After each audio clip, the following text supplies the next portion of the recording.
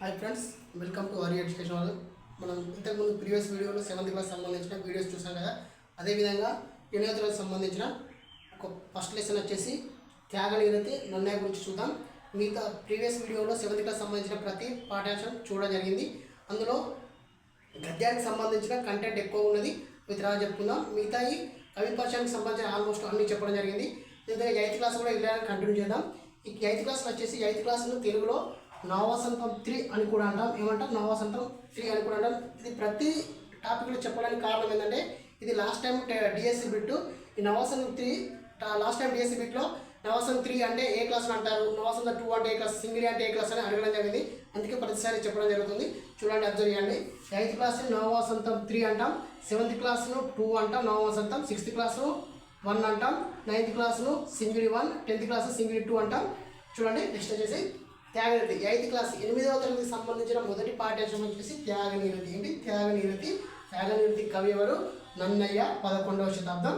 చూద్దాం, ఇది ఎలా గుర్తుంచుకోవాలో చెప్తా. తర్వాత నెక్స్ట్ వచ్చేసి మొదటి పాఠ్యాంశం ఓపెన్ చేయగానే అందరూ చదవండి, ఆలోచించినంత. ఇక్కడ చిన్న స్టోరీ ఇవ్వడం జరిగింది. ఏంటంటే ఈ స్టోరీ దేని గురించి అంటే వజ్రాయుధం ఎలా పుట్టింది, వజ్రాయుధం, ఇంద్రుని యొక్క వజ్రాయుధం పుట్టుక గల కారణం ఇందులో ఉంటుంది. ఎలా అంటే ఈ దదీచి అనే మహర్షి చేసినాడు. ఈ దదీచి మహర్షి యొక్క ఎవరు అంటే వ్యచన మహర్షి పుత్రుడు దదీచి. ఎవరు? వ్యచన మహర్షి పుత్రుడు దదీచి. వ్యచన మహర్షి పుత్రుడు దదీచి. ఈ దదీచి ఏమైందంటే ఇప్పుడు దేవతలు చేస్తారంటే దేవతలు రాక్షసులు వెంబడించి వాళ్ళ యొక్క ఆయుధాలను ఏం చేస్తారంటే తీసుకోవడం ట్రై చేస్తారు. అప్పుడు ఏం చేస్తారంటే ఈ దేవతలందరూ కలిసి ఈ దదీచి ముడి దగ్గరికి వచ్చి ఏమంటారంటే మా అస్త్రాలను దాచిపెట్టాలని ఎవరికి ఇస్తారు? ఈ దదీచి ముడికి ఇచ్చేసి వెళ్ళిపోతారు. దదీచి మునికి చెల్లిపోతే అక్కడ ఏమైందంటే చాలా రోజులకు ఆ దేవత రాకపోయేసరికి ఈ దదీచి ఏం చేస్తారంటే ఆ ఆయుధాలను అస్త్రాలను వాటర్గా మార్చేసి, అంటే నీళ్ళుగా మార్చేసి తాగుతారు. తాగిన తర్వాత కొద్ది రోజులకు వాళ్ళు వస్తారు. ఎవరు వస్తారు? దేవతలు వస్తారు. దేవతలు వచ్చిన తర్వాత ఏమవుతుందంటే అస్త్రాలు ఇవ్వమని అడుగుతారు.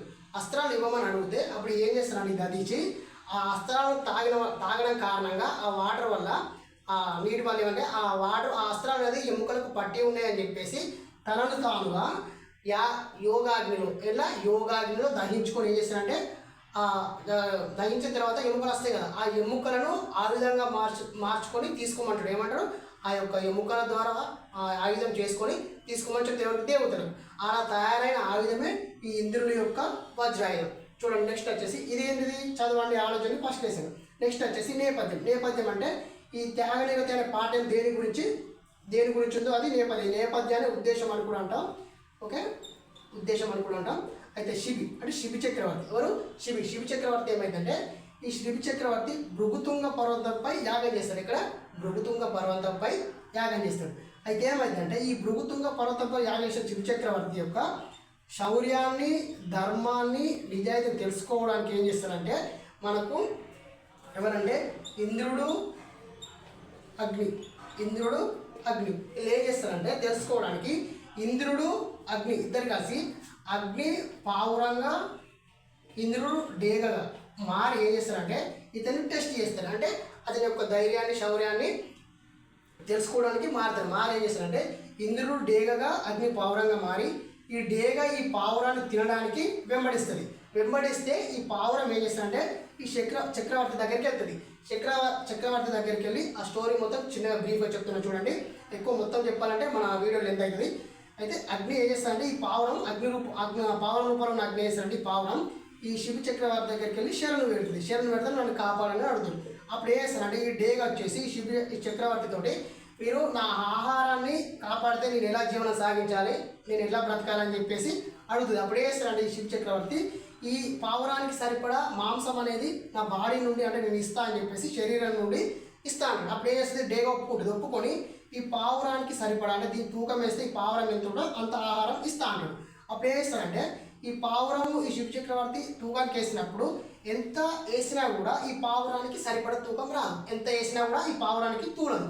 అప్పుడు ఏమైందంటే అంటే ఈక్వల్ కాదు. అప్పుడు ఏమైందంటే ఈ శిబి చక్రవర్తి డైరెక్ట్ తనను తానుగా ఆ తూకంలో అంటే కూర్చోవడం జరుగుతుంది. అంటే తనను తానుగా ఈ పావురానికి సరిపడా ఈ అగ్నికి దీని పేరు డేగకు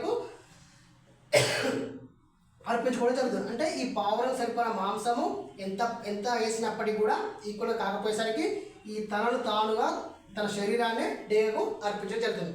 అప్పుడు ఈ దేవతలు ప్రత్యక్షమయ్యి ఇంద్రుడు అగ్ని ఇద్దరు దేవతలు ప్రత్యక్షమయ్యి ఇతని యొక్క గొప్పదాన్ని మెచ్చుకోవడం జరుగుతుంది. ఓకే, నెక్స్ట్ వచ్చేసి ఇతివృత్తం. ఇతివృత్తం ఏంటంటే త్యాగగుణం. ఇతివృత్తం ఏంటిది? త్యాగగుణం. ఈ పాఠ్యభాగం యొక్క త్యాగ నిరతి యొక్క ఇతివృత్తం త్యాగగుణం. నెక్స్ట్ వచ్చేసి ప్రక్రియ. ప్రక్రియ వచ్చేసి ఇతిహాసం. ప్రక్రియ ఏంటి? ఇతిహాసం. మరి ప్రక్రియ, ఇతివృత్తం, త్యాగనిరతి మూడు గుర్తుంచుకోవాలని చెప్తా. ఇతిహాసం. ఇతిహాసం ఏంటంటే ఇతిహాసం అంటే ఇట్లా జరిగింది అంటే జరిగింది, ఇదంతా జరిగింది, ఇట్లా జరిగింది అని చెప్పేదే ఇతిహాసం. ఈ ఇతిహాసంలో దేనికి ప్రాధాన్యం ఉంటుంది అంటే కథకు ప్రాధాన్యం ఉంటుంది. ఇదంతా ఒక స్టోరీ అంటే ఇతిహాసంలో కథకు ఎక్కువ ప్రాధాన్యం ఉంటుంది. ఇతిహాసం అంటే ఇట్లా జరిగింది అని చెప్పేది ఇతిహాసము. ఇతిహాసంలో కథకు ఎక్కువ ప్రాధాన్యం ఉంటుంది. నెక్స్ట్ వచ్చేసి భాగరూపం. అంటే ఈ ఇతిహాసాలు గ్రంథస్థం కాకముందు ఇట్లా గ్రంథస్థం కాకముందు వాగ్రూపంలో ఉండేది. అంటే గ్రంథస్థం కాకముందు ఎట్లా ఉండేది? వాగ్రూపంలో ఉండేది. నెక్స్ట్ వచ్చేసి ఇది చూడండి ఎట్లా గుర్తుంటే త్యాగ నిరతి. త్యాగం అంటే మనకి ఎవరు? నాన్న మనకు దేనికి నిదర్శనం? త్యాగానికి నిదర్శనం అనుకోండి. నన్నయ్య త్యాగానికి నిదర్శనం అనుకోండి.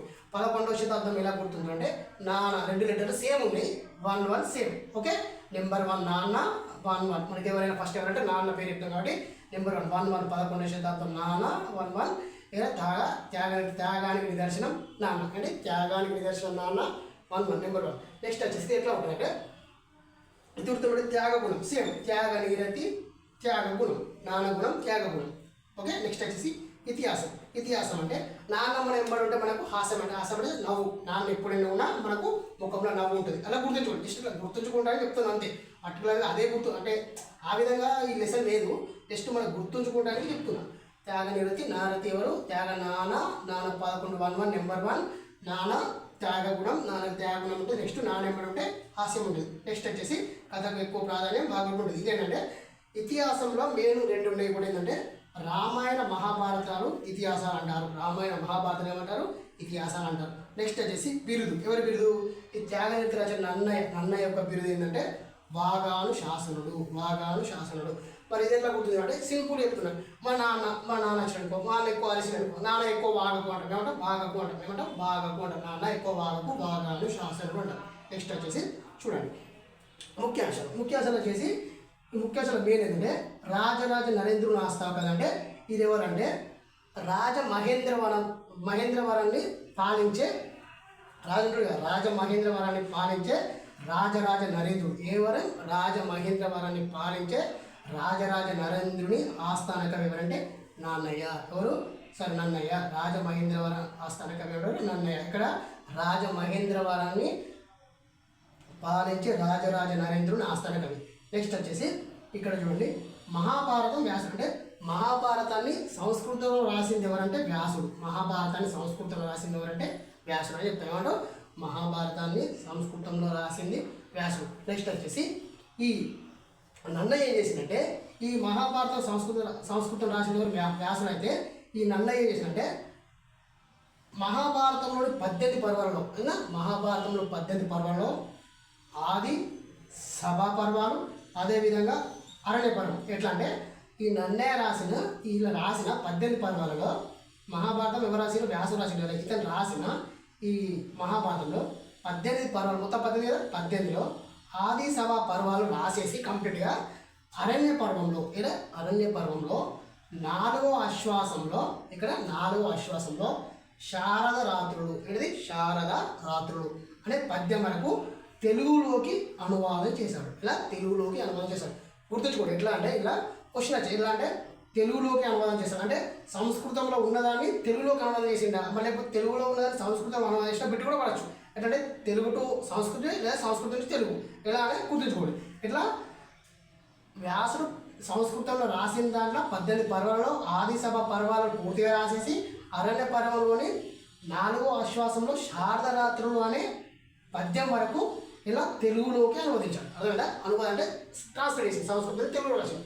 అదేవిధంగా ఆంధ్ర శబ్ద చింతామణి తెలుగు వ్యాకరణ గ్రంథాన్ని ఏం చేసిందంటే ఇది తెలుగులో ఉంది. ఇది ఆంధ్ర శబ్ద చింతామణి, ఆంధ్ర అంటే తెలుగు, ఇది ఆంధ్ర శబ్ద చింతామణి తెలుగు వ్యాకరణ గ్రంథాన్ని సంస్కృతంలో రాశారు. ఎవరు? నన్ను ఏం చేసిందంటే ఆంధ్ర శబ్ద ఇది ఏం చేసిండు?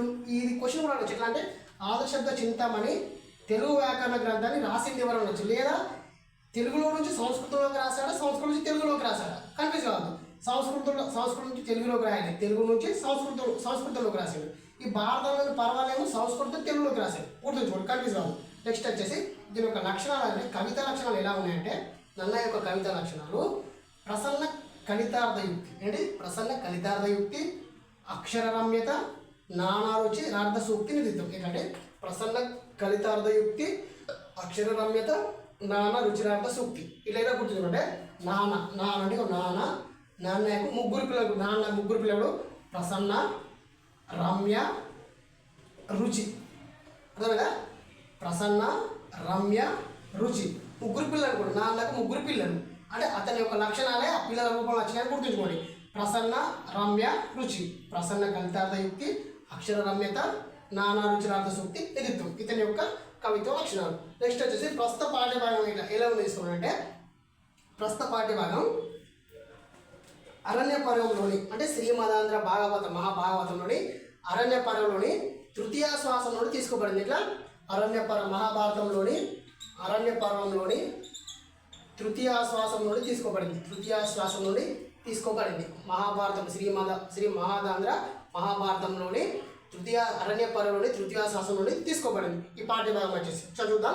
త్యాగనివృత్తి నన్నయ్య 11వ శతాబ్దం. ఇది దదిచి వేచన మహర్షి ఇంద్రుని వజ్రయాన్ని పుట్టిన స్టోరీ. నెక్స్ట్ వచ్చేసి నేపథ్యం అంటే ఇంద్రుడు డేగగా అగ్ని పావురంగా మారుతారు. ఇతివృత్తం త్యాగగుణం, ప్రక్రియ ఇతిహాసం అంటే ఇట్లా జరిగింది. కథకు ఎక్కువ ప్రాధాన్యం ఉంటుంది.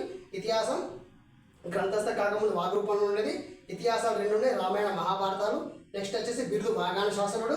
నెక్స్ట్ వచ్చేసి ముఖ్యాంశాలు రాజమహేంద్రుడిని పాలించే రాజరాజేంద్ర ఆస్థాన కవి. మహాభారతం రాసింది వ్యాసుడు, ఏదైనా సంస్కృతం రాశాడు.